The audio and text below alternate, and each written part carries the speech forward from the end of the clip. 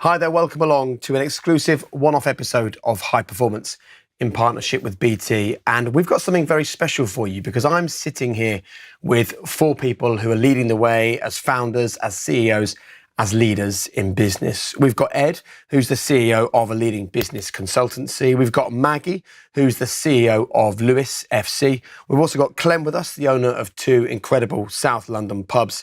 And finally, Alice, who's a startup founder helping women make better health decisions that they can trust. And I think what's wonderful about this is that for so long, we've had messages from all of you, our high performance community, saying, I want to hear from real people who've taken the leap, people who've been brave enough to go it alone and see how they can get on in business. And we're about to have a really honest conversation about the highs, the lows, the challenges, and of course, the things that are wonderful about living a life that our four guests are living. But before that, big thanks to BT, who are facilitating this bonus episode. BT know that as you'll hear today, businesses come in many shapes and sizes, from the person just starting out at their kitchen table, I think a few of us have been there at one point, to the biggest global employer. Because put simply, whatever your business, BT has got your back. Hey, just a really quick note to say thank you so much to all of our new subscribers. And if you haven't yet subscribed, why not? It means you're the first to know about brand new episodes of High Performance, and it also means we can attract incredible new guests to the show. So please hit subscribe right now. Enjoy the show. Well, first of all, thank you all so much for coming to have a chat with me. I think it's important and powerful to share different entrepreneurial stories, different founder stories, and I want this to be a conversation of total honesty, because I do feel that there's so much misinformation out there about what it's actually like to live the life that all of you are living. So I'm really excited about the things we're going to discuss. What I thought would be quite cool, if you're all right with this, is to take it in turns. I might start with you, Ed, and then work around the table, just telling us where you're from, what you do, and a little bit about your journey so we can all understand a bit more. Sure. So thanks for having me, first of all. So I'm Ed Reed. I run a business called The Alternative Board. We're based up in Leeds, but we work nationally. And we exist to try and help business owners be less lonely, because we recognise it's a pretty scary place to be. Often scarier the bigger the business gets. You're kind of still at the top of a bigger pyramid with nowhere to turn sometimes. So one of the things we do is bring groups or business owners together. Typically 6 or 7 around a table, same group who meet month in, month out. They get to know each other, trust each other, and be open with each other about everything they've got going on in their business and actually their lives. We were talking about it just earlier, that it's so kind of interwoven, isn't it? It's not just the business or not just your life. So yeah, we try and combat that loneliness. Love it. Thank you. Maggie. So yeah, I'm the chief exec of Lewis Football Club, which is a fan-owned club. So we have 2,500 owners around the world. And one of the things that the fan owners did back in 2017 was vote for the club to be the first in the world to introduce equality into the club. So at the time, the women's team were not really making any money, fewer than 100 people coming to games. Fast forward a couple of years and we now have equal attendances. Our sponsorship has gone through the roof and our women's team are bringing in hundreds of thousands of pounds. So it's completely changed the way that you think about football. But apart from it being a kind of equality FC, it's also, for me personally, it's trying to figure out if it's possible to run an ethical, transparent, accountable, equitable football club. Because football for me is, especially as a woman growing up, wasn't always the healthiest, nicest, most inclusive or welcoming place to be. Amazing story. No pressure, Clement. My name's Clement Ogbenaya. I'm the CEO of the Village People Pub Group. We own 2 pubs, one called Prince of Peckham, another called Queen of the South. And the whole mission was to create space, create pub space. I love pubs, but back in the day, growing up, pubs weren't exactly like inclusive. They were very much like white men, middle class, working class, but it was very much like quite singular. But I love pubs as buildings, and I wanted to regenerate these pubs within these communities and actually give the pubs back to the communities in which they resided. So it was very much about equality. It was very much about people, LGBTQ, women, and yeah, just like regenerating pub spaces and giving them back to where the people that belong in those spaces. Well done. Yeah. And finally, Alice, all yours. I'm Alice. I'm the founder and CEO of The Lowdown. We are a women's health research platform that's used by almost 2 million women a year. Women share their experiences with things like contraception, endometriosis, fertility, and polycystic ovarian syndrome, in order to help other women work out what their side effects, their symptoms, and what solutions might be best for them. I set it up because I had loads of problems with my reproductive health, and I realised that there was a massive lack of space for women to feel really listened to and heard when it comes to their healthcare. So there's two things that leap out to me straight away from the things that you've all said. The first one is the challenge, like the loneliness. Mm-hmm. The fact that actually being a founder, being an entrepreneur, being a CEO, it does come with challenges. But at the same time, I love the fact that all of you have got clear purpose to what you're doing, whether it's your own journeys where you've seen things or you've experienced things that you're not happy with. Can we talk about this kind of balance really between the fact that what you're doing can be so fantastic, but actually it can also be so challenging? What do you think? I feel like I'm not one of those people that has a 5-year plan. Like I can't really see how people have those plans because I don't know what's going to happen in the world. So, and I know that lots of career advisors would say, oh, make sure you've got your plan, hit your goals, hit your targets. Even people on the High Performance podcast will say that. And that is just not, I'm so much more values-led than I am kind of goal-led. And I think that I found myself in what other people might call impossible situations, partly because I felt like, well, if not you, then who? Because there is that gap and there is that need to do something. And I'm kind of looking around trying to figure out who's going to do it. And then, that awkward silence in a classroom where no one's speaking, I'll always be the one that goes, oh, well, is it this? And the teacher might say, no, but I've broken the silence. And I feel like probably in some of the career choices I've made, it's been because, okay, well, I better go and try and figure it out. So I don't know whether that's actually the right way to do it, but that's how I find myself kind of trying to plug those gaps and figure out how to do things better or differently. Yeah, and personally, I find anger like a very motivating emotion for me. Like if I'm pissed off about something, that normally means that, we're right at the edge of figuring something out or breaking through and like coming up with something. And that was, my own personal experiences with side effects from my contraception, Googling my symptoms and not really finding a solution that was built for me. And then over time, realizing that you actually have to take the idea and then actually do something about it to get started. But once it's going and you've maybe spent a few hours a week on your, on your business idea or your solution, you get into this momentum. But I often think, those first early weeks and months when you're really just like getting going are really, really hard. But as the momentum grows, the anger grows and your motivation grows. And before you know it, 5 years later, you're here with a business, raised money, got a team and really actually like building the thing that you thought of all those years ago. Do you know, when I made a decision like in 2016, so I've always been like in events and parties and like creating space that people just leave all their woes at the door. But when I decided to actually buy a pub, like straight up, it was about, I wanted to make some money, right? I just wanted to make some money. Wanted to change my financial narrative, wanted to change my family's.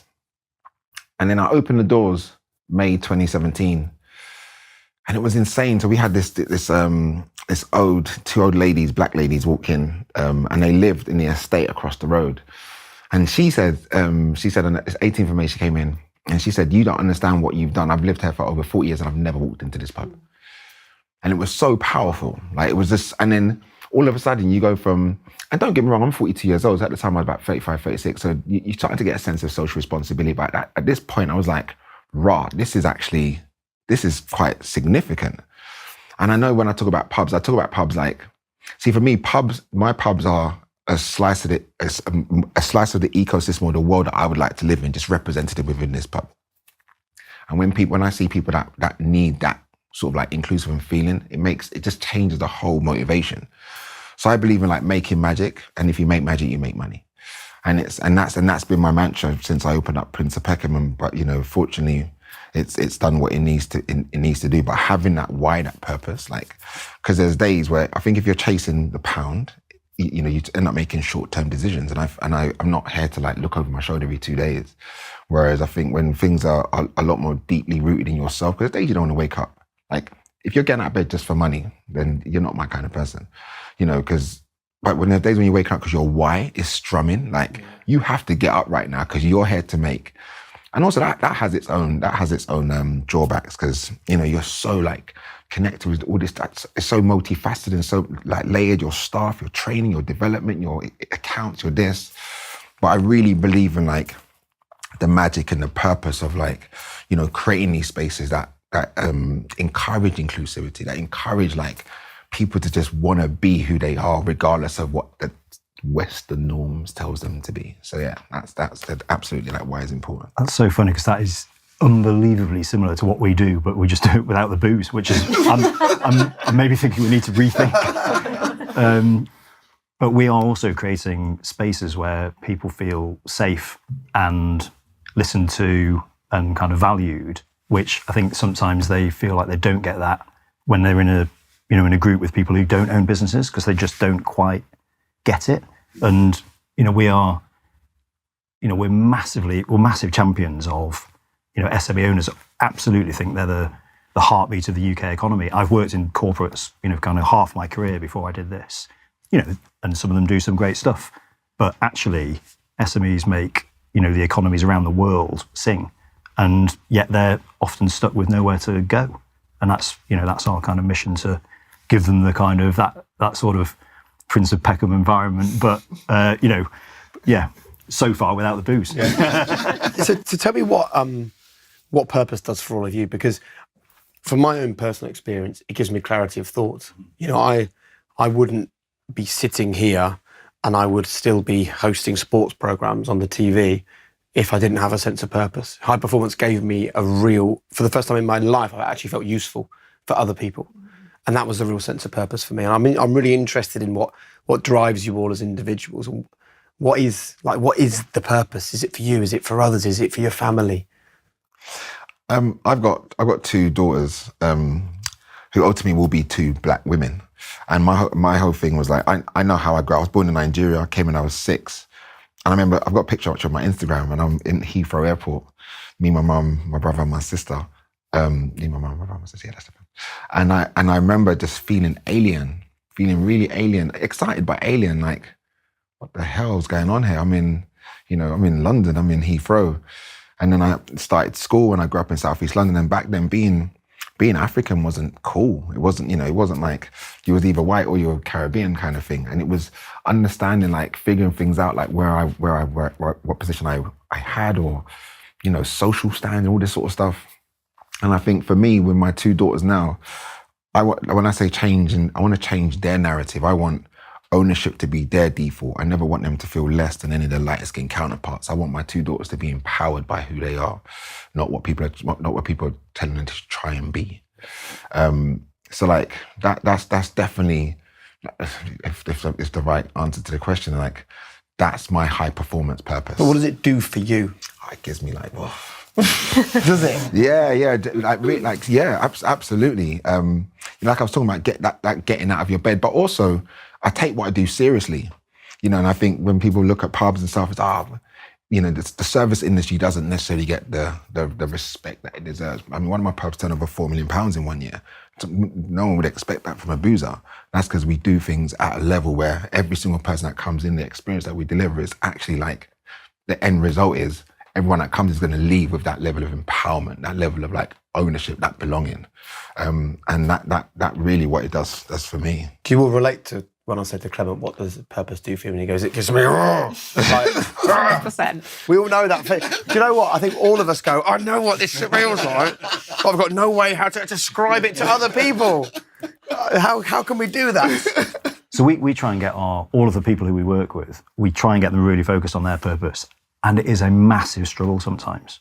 People often, they'll come up with a couple of kind of nice looking sentences and you're like, really? Is that's what it's about, is it? And you've got to dig and dig and dig to help them understand, because I think nearly everyone running their own business has that sense of purpose, but they can't articulate it very well. But the whole get out of bed when, maybe you're feeling, low energy, or when you've got really difficult decisions to make, if you pair it all the way back to what is this actually about, then the decisions are quite easy. But other stuff, like peripheral stuff, gets in the way, I think, until you get back to that kind of real, like the kernel of what is this all about for you. So nothing that I really, really value in being, the word entrepreneur, I don't know, just being like, I don't know, a leader or a creator or someone that's trying to develop is the development of my team and my staff. Because at 42 years, I don't think I'm necessarily important, right? I think I'm all about the next generation and the empowerment of the next generation and showing them. Because when I was younger, my older boys, they weren't giving me court. They weren't saying, "Oh, Clem, do you know what? They were sending me to the shop to get some sweets while they spoke and not allowed me to move forward in my situation.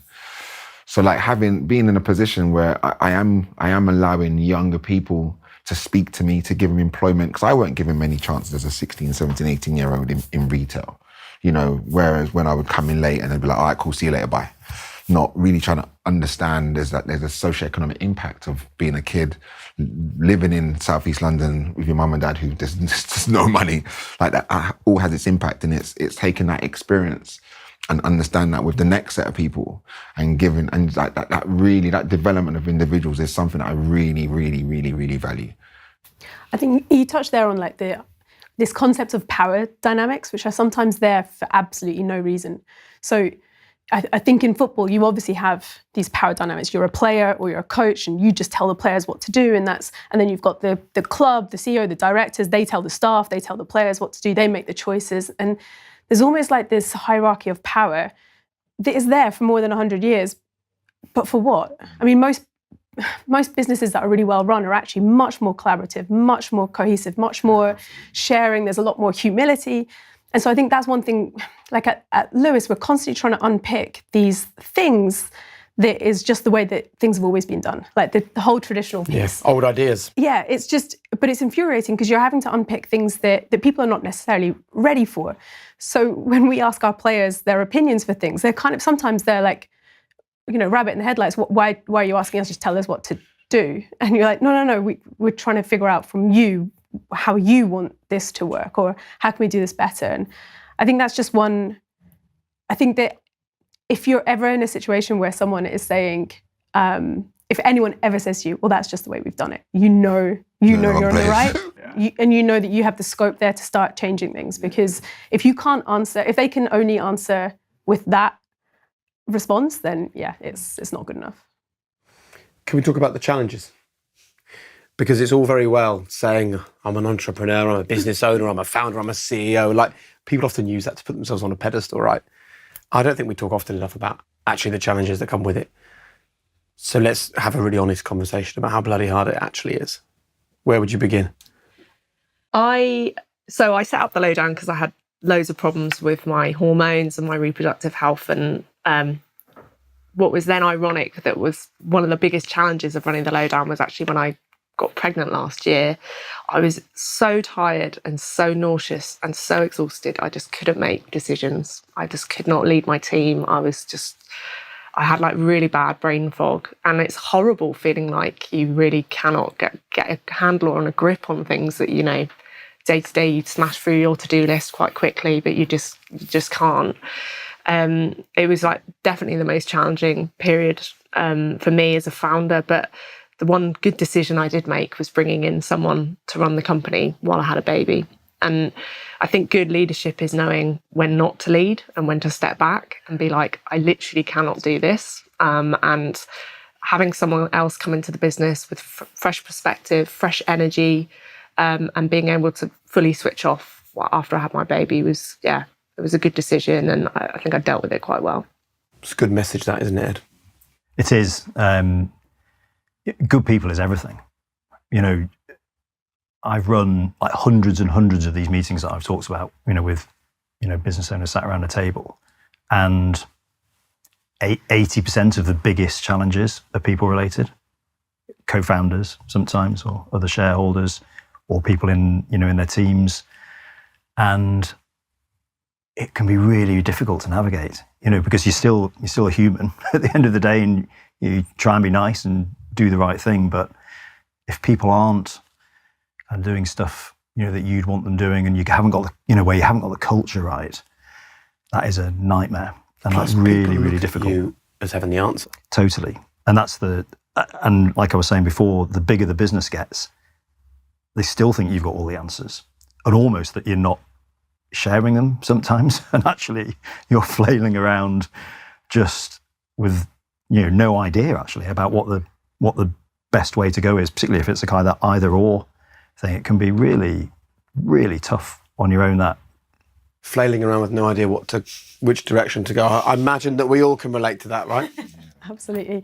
I think one thing that I guess, a bit different from the guys around the table, you're all founders or co-founders, whereas I'm a chief exec, so I've come into something, and I've always referred to it as, I'm a custodian. This club has been around since 1885. I'll only be a tiny speck of its overall chapter. Well, I am a chapter, I guess, in its story. So with that, you inherit a lot of those issues around people or culture, and you come with your own ideas, but it takes time to implement, and sometimes things don't move or change as fast as you want. The things that you think are normal business practice, or are either not in place or you have to put in place. But it's one thing to write a set of policies or a strategy or a document. It's another thing to actually implement, and that takes time. And I think that's probably one of the toughest juggling acts is, how do you put in place some processes? Clarity for me is really important. Transparency is so important for me. I guess one of the first things that I really try to do is establish a club strategy and then publish it, which is very unusual for a football club. And then at the end of the year, I actually publish how well we did against the strategy, which is actually kind of normal business practice, but not in the sports world.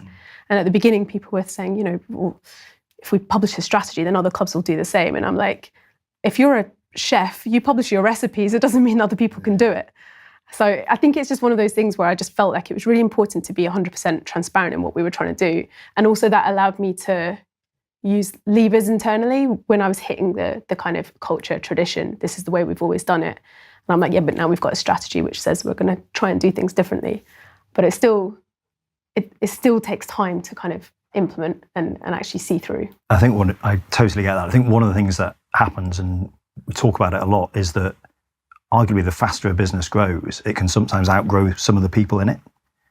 And yet they're the people who've been there from the start and played amazingly important roles in getting the business there. But there sometimes gets to a point when they're not going to be as effective because the business has gone beyond their capabilities. And that is, for founders to then, effectively move those people on or bring people in, above them, that is really tough emotionally, because they owe a kind of debt of gratitude and they feel guilt.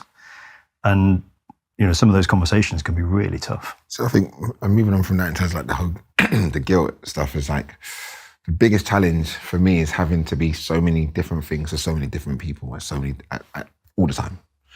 And, we were talking about holidays before, and I haven't been away since last year, August. And it's like, it's very, very important, like, this all-encompassing, all immersive, like entrepreneur, quagmire that it is, that you do take some time away for yourself and remember why you're doing this. Remember who you are in this, because your founder, your husband, your boss, your developer, your trainer, your dad, just so many different things. But ultimately, like, you're still Clem. Like, there's a reason why you did this, and remembering that purpose and taking your step away. And I will implore, like, anyone who wants to do their own business or get into any sort of like stream for themselves, like, have that in mind, because your mental health plays a massive part. I was watching that amazing Beckham documentary on Netflix, and they were talking about, and I watched The Overlap as well, and they were talking about how back then he went through all that, and there was no mental health support back then, which is insane to think. But then the other side of the coin is that there's mental health support now, but some people choose not to use it because of ego or cultural blockages or boundaries. And I just think it's really, really important as anyone who's like running 100 miles an hour, trying to run through brick walls and stuff, like just to take a little, sin bin. Sin bin is probably not the best word, but just take like, a little break away. That is the biggest challenge as an entrepreneur. Yeah, and it makes you more creative. Like I thought of the idea for the lowdown when I was on sabbatical, and I don't think had I not had like a couple of weeks and months off, did the idea just like pop into my head when I was out for dinner with my partner in New Zealand. I do think, it's like when you have thoughts in the shower, you've got to give yourself enough showers or time to shower. Waterproof paper. To think of those ideas. And I might not be at my desk, but I'm always thinking about my company all the time. I'm looking out the train window, I'm thinking about it. I'm in the bath, I'm thinking about it. And like things will start to click into place, or ideas will bring into my head, or, something I'm thinking about will just suddenly, oh yeah, that's it, will pop into my head if I'm on a walk. And I'm very keen on making my team take holiday as well, because it's so important that you just have that like physical and mental space away to let those little shower thoughts come into your head. How did everyone feel about like lockdown? Because as a I don't know if that was a question or that's something. Go for it. In terms of like challenges, lockdown. So imagine I just opened the pub 2017, and I was looking at their second pub October 2019. Acquired a premises license March 2020, and we went into lockdown April 2020. And we moved my family we just moved into a new house on February 24th, 2020. I'm like, oh my God! I've literally like bankrolled my whole shit on, on this. But in hindsight, obviously it was a treacherous time for a lot of people, including myself. But there was, whenever we were ever going to get 3 months to hit pause, to take stock of everything, and that for me was the real turning point in my business and how I approached it. I was able to spend, it was the holiday I needed, I didn't ever get. I got to spend every day with my daughter. My wife's a doctor, so she was on the front line. But it was just an incredible time to, I have this thing, it's called the art of not doing. So everyone seems to move like to hit force with force. Everyone's doing this, the system's against you or this or that. I'm like, so if we're constantly doing that, like there's no progress, because let's be honest, the system's gonna win, right? Let's be real. But the moment you take that immovable force and use it towards your own agenda, your own mission, whatever that happens to be, that's literally what happened with me in lockdown. I was like, cool, this is happening, I can't leave my house. So what I'm gonna do is I'm gonna take all of this, I'm gonna make myself, my relationship with my family, my business. And then we came out of lockdown, and Prince of Peckham went from 1 floor to 3 floors. We tripled our revenue. And then I knew I was in a position to eventually buy this second business. So, I mean, challenges are always going to be there. It's just really how do you just like hit it head on, or do you actually start taking those elements and drawing them towards yourself and realizing, actually, do you know what? I can use this towards my goal and my agenda. For us, it was the single biggest example of when we were talking earlier about going back to your purpose. So I've got a co-owner, Mags, and the two of us, I think it was 4 years ago to the day, more or less, the pandemic was declared or something like that. So I remember that very distinctly. 500 or so panicking clients. And we just stripped it right back to, what are we here for? We're here to support them. And, they pay us fees to kind of get the support they get from us. It's like our message to all of them was, we're here for you. Whatever's going on, we'll have sensible conversations with you, but don't just resign. Yeah. Because if you do and kind of just go back and try and do stuff on your own right now, this is an absolute time when we're supposed to exist for you. So let's have sensible commercial conversations with you, but we are here for you. And it actually made it really simple. So those first, some of it was horrendous, wasn't it? But actually there was a massive sense of sort of mission for those first 3 to 6 months of, we're going to do what we're best at now. And it was almost harder coming out of it than when we were right in the thick of all the tricky stuff, because our decision making was so clear then. And it was great weather. It was. Well, there is a big argument here, isn't there, that the time when you really get tested is when things are tough, and entrepreneurship can look really exciting from the outside when you set up a business and it flies, but it's the hard times, I think, that lead you to make probably some of the best decisions. I mean, I know that from personal experience, with the companies that I've got, when things are difficult, you deliver because it reminds you why you're doing it. It almost gives you clarity of thought, don't you think? I think that, coming back on that, on the pandemic, I mean, in a football club, as soon as pre-season starts, not even the start of the season, you have your head down and you're just trying to get through to the end of the season. It might be 9 months away, but you're still, you're constantly in do mode. So in order to have something like the pandemic happen, you're trying to keep people healthy and safe. And, our women's team was still playing at the same time that Premier League was still playing because they're elite football. The men's side had stopped. So you're juggling these two different types of football club in the same ground. Then there was a moment where the men were allowed to have fans back, the women weren't, and then it switched and the women were allowed to have fans back, the men weren't. We were still working with the same ground, trying to map out everything differently. All of that was manic. But there was still a pause just before that, before we were allowed to come back. That was the time when I actually was able to get to grips with hang on a sec, what are we doing? That a moment of, ground ourselves again. Let's develop this strategy. Let's use this time wisely. And I'm not sure whether we would have come to where we eventually got to without that pause in a way. So some of that is being able to have the luxury, because it was a luxury, to have a bit of time and not have family members that were badly affected, as I know others did. But yeah, I think sometimes you just make the most of some of those difficult situations to figure out how you're going to reconnect yourself to your mission. And I think when times are tough is when you realise the people around you are really important. Can we talk about creating and maintaining a strong culture? Because it's one of the magic things when it comes to business. What have you all learned about creating great cultures, and what do you all think a great culture looks like? Well, for me, I always, someone much cleverer than me said that culture is what happens when the boss isn't in the room. And whenever I sort of check in on my team... Isn't that a depressing thought, though? And I can see them working really well together or supporting and challenging each other in the right way. It's like, great, I don't need to be involved. They are actually doing it, or acting in a way that we really pride ourselves as a team on. So how do you make that happen? It's so nebulous. I find it incredibly difficult. I think culture is just happening around us all the time. But I mean, you've got to consistently be a good person and lead by example. I fundamentally believe that, especially when you've got a junior team, they copy you, they mirror your behaviours, your actions, the way you speak to partners, to customers. And if you're just consistently showing up to work and as much as you can representing yourself and how you'd like your company to be represented externally in the right way, they'll start to copy you. I know that sounds quite black and white, but I do think people will start to mirror, especially as they work their way up in their careers and kind of take on board what you teach them or show them. I think I say I don't know a lot. Yeah. So it's so hard, isn't it?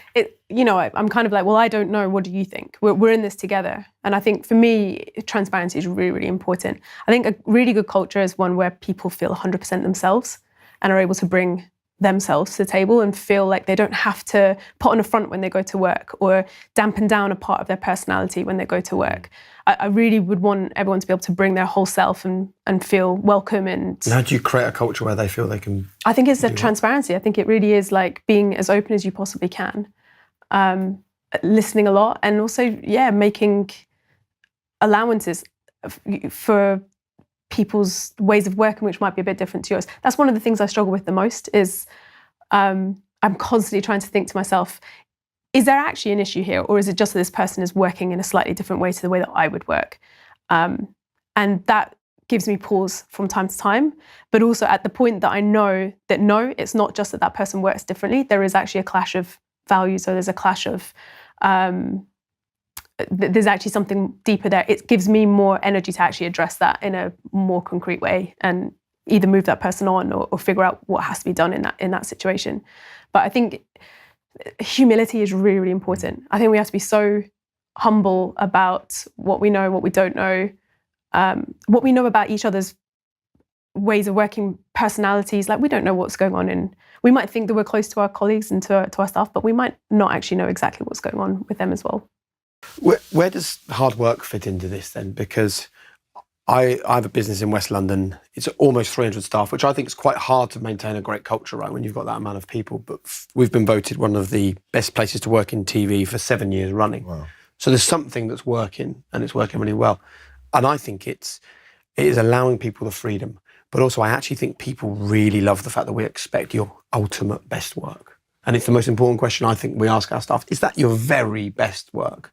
Not quite good, not almost your best. Is it your very best? So how do we bring people along on this journey and get them to work at that best level? Because let's be honest, if you don't own the business, if you're not the founder or you're not the boss, not everyone's going to be as fully invested. Yeah, of course. But you still need their very best work, don't you? So I think everyone has a different definition of hard work. And actually what you want is people's best work, which is not necessarily masses of average stuff. So it comes back to culture, actually, and understanding individuals. Where are they? How are you going to enable them to perform at their best? And if that's someone, for the sake of argument, doing 5 or 6 hours a day of amazing stuff, I'd rather they were doing that than 10 hours a day of average stuff for them. Other people will work harder and be, better. And, you're trying to, if you can get the best out of every single individual every day, you are on an absolute winner. I mean, it's probably impossible, but understanding the motivations of individuals and, how they go about sometimes they don't even necessarily understand their own motivation. So again, it's kind of communication, getting to know them properly, back to the purpose stuff. If you had 300 people all delivering on their purpose every day in your business, that is going to be flying, isn't it? Yeah. we were talking about this Robin van Persie interview I was watching the other day, and he was talking about how everyone talks about football being a team sport, and it is a team sport, but you still have to be the best individual within that team. And you just said that your company won 7 years in a row best place to work for. That's a team achievement achieved by the individuals within that. So that in itself is that motivation, and it's having those clear, the very clear defined targets. There is structure within this laissez-faire culture that we all desire. Do you know what I mean? And that's just a reality. Doors open outwards on fire exits. You're not going to change that. That's just what it is, because I'd rather open it the other way. No, bro, you open it this way. Do you get what I mean? There has to be that level of structure and shared goals within a team. And as an individual, you play a massive part in it. But it's understanding what your contribution is to that. I looked at sport when I talk to my staff all the time about work. I always use football teams. Right. Which team? I'm an Arsenal fan, but right. I talk about Pep Guardiola a lot, right? And he's very much so imagine I'm trying to tell my staff. So it's your positioning behind the bar, right? Someone comes in and you're focused on the back bar. But how do you have the periphery of the person coming through? So I always talk about how they should position them, but they think I'm mad. I'm like, no, this is what we do. But then I say to them, surprise me. So if I'm down to say, just surprise me. And then they're thinking about, and they do this. So one of them, it's something really silly, yeah? So she's walked out the bar, and I'm sitting on table one, and there's a bit of tissue I've seen on the floor, right? And I'm thinking, let's see if she walks past this tissue. And she actually goes, and it means absolutely nothing to nobody, but it meant everything to me. The fact that she recognised that tissue is unsightly, and she picked up, and it was that for me is you're on your way to that level of performance. And it sounds so dumb, but if a customer comes in and sees that, it's those 1% that make the difference. Marginal gains, absolutely. Think? Absolutely, and I'm a great believer of that. We sort of built our culture through just having a constant feedback from women that we're helping. And I can't really describe it, but if you have their voices being shared around the team on a daily, almost hourly basis, oh, thank you so much, you helped me with this, or I spoke to your doctors and it was an amazing appointment, or it kind of goes from there. It glows outwards. You don't really need to build anything, because everyone will get so excited by how well you've done to help women that you firstly hire the people who are aligned with that mission, but then you just constantly like pep them up with that feedback, and it just like radiates from inside out, if that makes sense. It's quite similar to like what you said, but Totally get that. So every year we have a conference where we have all of our franchisees, so 50 or so people together. We've got it next month, and the best bits always are when we've got our clients who give up their time to come and talk to us about what we've delivered for them. And, you know, panel of 3 or 4 of them talking about the kind of journey they've gone on as a result of working with us. And some of it is massive high emotion. And, you know, you've had like the whole room in tears over it. And that, you know, that lasts a year quite comfortably of people just going, okay, this is why we do it. Just hearing it from, particularly when you hear it from someone who you don't know personally, and just kind of realise like the sort of power of what we do. It's very cool. It's difficult to facilitate though when I'm also in floods of tears and a microphone. Like, you talk. Can we talk about this this idea of being in control, being the leader? Because I must confess, right, I'm not someone who can do it. So I've created a couple of businesses, but both times hired a CEO to run the business, because I think knowing your limitations is a really important part of being successful, right? So I can't answer this question because I don't do it. But you 4 do. So what would you say is the single most important ingredient you need to bring to the table as a leader? I think what you just said, I think you don't give yourself enough credit. I think you knowing that is actually part of, like, I focus on my strengths and outsource my weaknesses. Yeah. And that's something I will stand by, and, you know, and I believe that is knowing when to step down, you know, knowing, I talk about, people like Rihanna never writes her music, right? But having the ability and talent to pick the right songs for you, like that's great leadership, because in that you're employing people. Like I definitely believe it's like knowing what you can do, know your limitations, and bringing in those and empowering them, because we're essentially like glorified talent spotters, aren't we? As directors and owners of these businesses, because we can't do it all by ourselves. But like, who are the people that we can put into spaces and create an environment for them to excel, thus excelling the business in which we've created. So maybe you're not such a bad leader. I don't feel so bad now. My imposter syndrome is melting away as we speak. Well, come on, give us some other great bits of... Well, I mean, I'm a co-owner, as I said, and it's for exactly that reason that I'm very aware of my many limitations. There's 1 or 2 bits that I think I do well, but then everything else, I feel like, you know, exactly the kind of talent spot thing. And I made what was arguably one of the ballsiest calls right at the very start, which was bringing in a very good friend to co-own the business with me, which, if that had gone wrong, you know, we talked about kind of co-ownership. If that goes wrong, it's horrible, and it would have been horrific. The ramifications of that, well, it still would be actually if it went wrong now, but hopefully kind of 7 years in it, you know, we've kind of proved it won't. But yeah, just knowing what you're good at, and definitely knowing what you're not good at, and covering it. That's, you know, the most successful businesses have all sorted that out. And, you know, anyone who is at the top of a business thinking they can do all of it is probably in trouble. What are you good at, Maggie? Oh, I was about to say I don't know. Humility? I'm thinking. I think building a movement, or like building people around something. I think for me that's really important, that it's not just what I say goes and what I want happens. I think I spend a lot of time thinking about motivations, like how will that person get over here through their own actions. And I think, because ultimately I think it's a lot stronger as a collective if everyone's pulling and you're kind of facilitating from behind. I think that's probably what I try to do most, but also with clarity of direction as well. That comes back down to, you know, building the strategy out and really working hard so that everyone now talks about their goals and about the pillars of the strategy that they're working to. You know, 5 years ago, it wasn't happening at all. It was just a mishmash of let's do good stuff and win as many games as we can. Whereas now people talk about the goals they're trying to hit on a day-to-day basis. They talk to the pillars that they're working in and how they're going to try and help each other with their areas of work as well. So I don't know, I think that clarity is helpful as well, with that pulling in the same direction.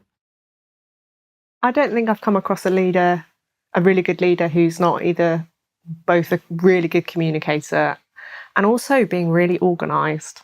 Sounds underrated, but just, the day-to-day. I can't be a good leader then.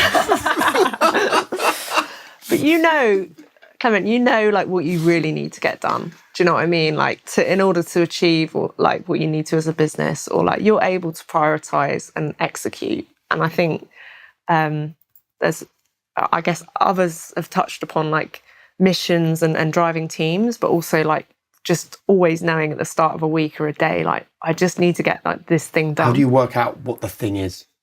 For me, it's just so obvious based on like making money, surviving, fundraising. It's just, there's always like out of the things, there's always like those 2-3 things that you just have to keep moving. But yeah, I think sometimes the kind of the actual just being a really good executor or working for people who really are and realizing they're fantastic at like keeping their business moving forward. It's kind of underrated, but I think it's a really important part of leadership for me. I think one of the hardest things, just thinking about that, is knowing what the thing is when things are going well. Because actually it's quite easy to drift. So true. You normally know what the thing is when things are tough. I totally agree with that. So having the kind of discipline to do that, which I know I don't have enough of sometimes, I'm definitely guilty of drifting a little bit when things are being pretty okay. Like, this is cool. Yeah.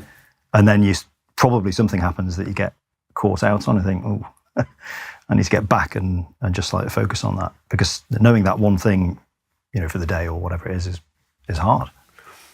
And let me talk about something that I find frustrating. People, and this is a very modern phenomenon, right? You see it on other podcasts, you see it on a lot of Instagram and social media channels, is this idea that we've all done this on our own. This feeling like I'm the boss and look what I've achieved as an individual. And I interviewed Arnold Schwarzenegger recently and he said, never call me a self-made man. He said, I've been called a self-made man all my life. And then he proceeded to reel off the list of all of the people that have actually helped him become a self-made man, right? And we're having this conversation in partnership with BT because, they know that what do businesses need? They need support. They need secure, reliable tech. They need people right there to stand alongside them and look after them. So if I was to ask the four of you, who is it who has supported you? Who springs to mind and why are they so important? My team I've got like 60 odd staff across 2 sites, and I all try and, have a little bit of information on what drives them outside of work, try and bring their loves outside of work into work. If someone's a graphic designer at uni, cool, help us create the artwork. If someone's a chef or interested in food, cool, let's give you some KP shifts or whatever it is. So we definitely, the team, it's all about the team. There is not one entrepreneur who's even sat there and coded themselves. Like, you can't code yourself, do you know what I mean? But yeah, absolutely. But even down to like my people who create my website. The website's from the beginning, a guy called Phil. I've known him for like 10, 12 years, and he's always, when I worked at my old employer, I brought him along the journey. He's created both my websites. I've just got these individuals that I've just kept with me, and it's just, they do what they do amazingly well, and I just manage the relationship. I just make sure that we're there and we're cool and they get paid on time, very important. But they enjoy it. They have a good time while doing it. So yeah, absolutely. Like, there is no way we can be doing what we're doing and it starts and ends with us. It really doesn't at all. Support. Who's been vital on your journey? I would like to call out, we've got an investor called Sarah Drinkwater. A lot of investors say they're going to add value, but over the years I've learned that they don't. And it's very rare to find an angel investor who genuinely leans in and helps in practical, hands-on ways when you really need them to. So whether that's introducing to other investors, giving you advice on what to do about hiring. She's just one of these people who can blend like the hard-hitting, honest feedback when you need it with the emotional intelligence and the ability to step back and go quiet when you need some time. And yeah, I just think women like her and some of the investors on our cap table have been by my side for years now, and they don't get bored either. I think a lot of people may invest at a time where it's exciting and interesting, and then they're like, a few years later they think, I'm done now, or I'm happy to sort of step back. But she has consistently been there for the lowdown throughout the years. Superhero. I'll go. Laura Youngson is the co-founder of Ida Sports, which is a football boot company for women. Turns out women's feet are very different from men's feet. And upon realizing this, she's set up this football boot company, which is just incredible. The reason I mention her is that she was one of the first people that was like, well, why not Maggie? Like, go on.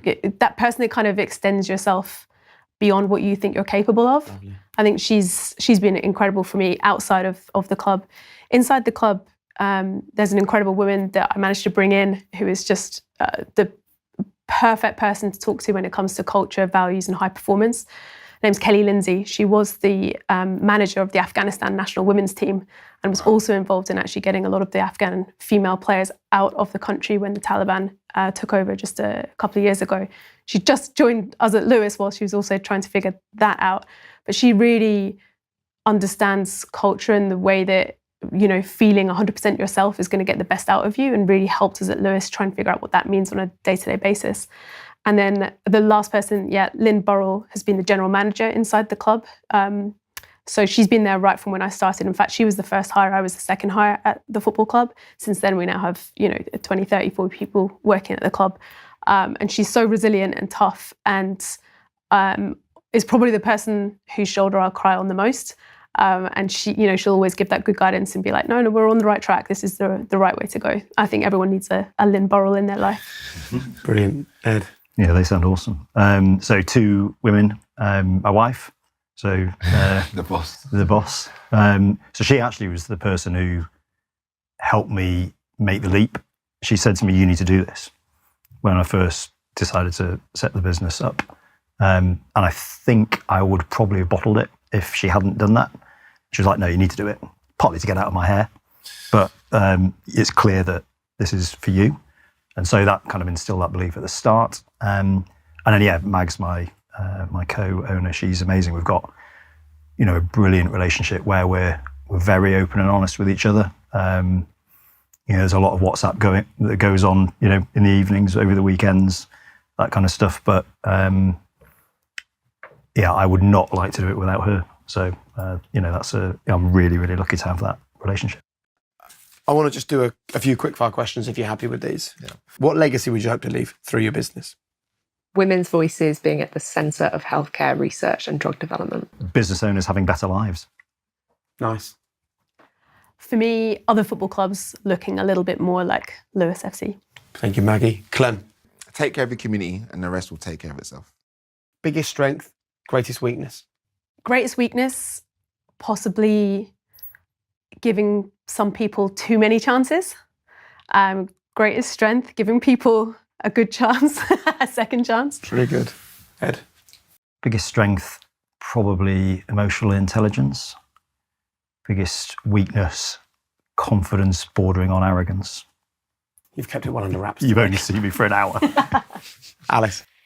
I think my biggest strength is I'm pretty determined. I won't give up. But then I do believe that your overstated strength can become a weakness. And for me, I definitely have tipped into a lot of overdrive and not looking up and seeing the options around me at times when I'm really challenged, and just continuing to just carry on for probably too long. Clem? Okay, biggest strength. I'm a disruptor. I'm definitely a disruptor. Weaknesses can be seen as a weakness. I just really love people, if I'm honest, and I kind of like I quite like being naive, and if I meet someone, I give them a boulder of trust, and that's how I like to start off a relationship. So that could be seen as a weakness. But, yeah. And the final question for all 4 of you, and there'll be many people listening to this who are working in business, but I think there'll be loads of people who dream of being where the 4 of you are now. And for the last few years, we've put some of the biggest and best known business names on this show. But actually, I think hearing from all 4 of you is a reminder that there's so much opportunity for so many people to be brave and to go and do this. What would all 4 of you leave as your kind of one final message to people, your one golden rule for for finding success or for going it alone in business? Can I quote Dolly Parton? She said, find out who you are and do it on purpose. And I just keep on coming back to that. And I think that as a teenager, when you're going through school, you're amongst your peers, trying to be like each other, trying to actually stay in the herd. And then a little bit later, you're somewhere else and you're still trying to figure out where you fit. And actually, maybe you don't fit. Maybe you just need to figure out who you are. And then you'll immediately feel much more comfortable with whatever steps you take next. Beautiful.